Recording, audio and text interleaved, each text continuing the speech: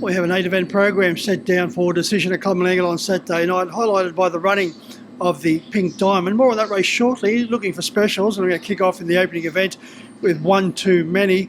Coming off 2 unplaced efforts, hasn't been disgraced in running 4th and 5th on both those occasions, has been close up, but did win 3 starts back from a good draw, and that will be the case here on Saturday night. Draws nicely compared to gate 9 for the other 2 runs, so for Amanda Turnbull, I'm hoping she can kick the night off with One Too Many as the first of the specials.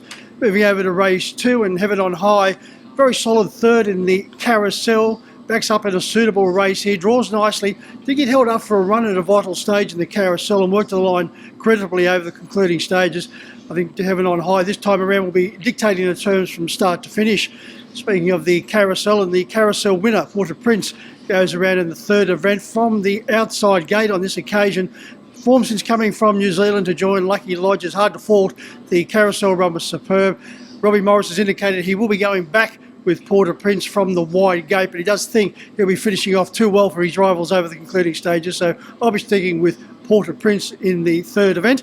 Over to race 4, the feature, the Pink Diamond, and here Silk Cloud for Peter Trevor Jones, not to be denied for Mark Hewitt. I'm going to stick with the Mark Hewitt trained and driven, not to be denied. She's the winner of the Golden Easter Egg at this particular track. She's had 4 starts. That has been her only win, but she's going great guns at the moment, coming off a very gallant 2nd against older rivals last time out at Wagga. I think she is the one to beat. Although Silk Cloud, in winning here last time out, burnt the candle at both ends and was very brave in scoring. But I think not to be denied, in the small field, will have the better of Silk Cloud, but I know there'll be a very strong push for the Jack Trainer trained and driven Captain Me.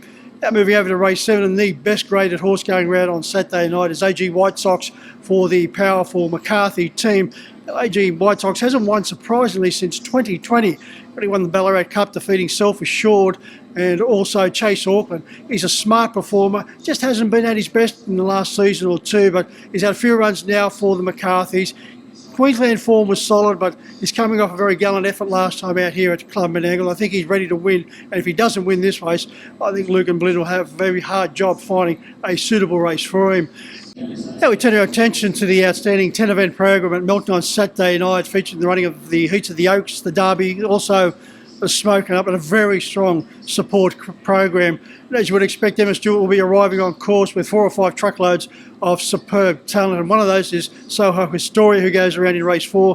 One of the Heats of the Oaks has drawn awkwardly on the inside of the back row. I do expect Soho Historia to be greeting the judge.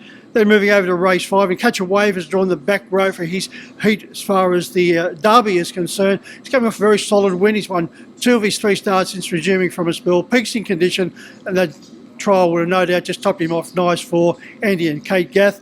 Then we move over to the next heat for the boys, and Captain Ravishing, well, has been exciting plus since joining the Emma Stewart stable. Has drawn the back row against, as you would know, outstanding rivals, but it's hard to tip against him. Captain Ravishing is just going from strength to strength. Moving over to the Smoking Up, and here I'm going to go with Emma Stewart once again, but with Act Now, a favourite horse of mine.